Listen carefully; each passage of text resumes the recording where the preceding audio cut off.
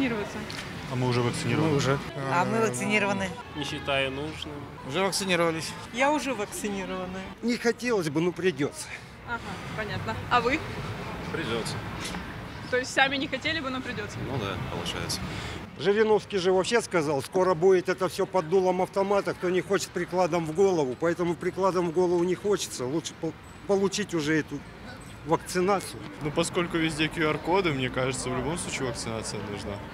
Поэтому все прививаться. Нужно ходить по заведениям, развиваться, танцы там. Всем советую провакцинироваться. Я нормально сделала вакцинацию, никаких у меня не было побочных там.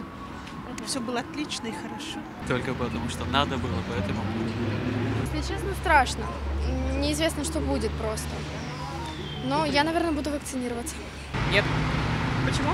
Не хочу. Я привился, надо, чтобы групповой иммунитет же был у всех.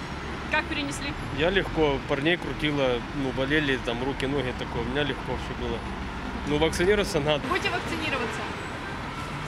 Уже. Ага. Как перенесли? Нормально.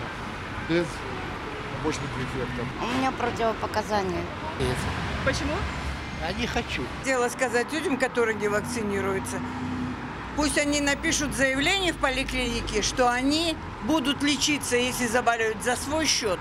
Вот тогда, наверное, что-нибудь у них в голове просветление наступит. И от гриппа прививку все сделали, хоть возраст у меня, но все нормально.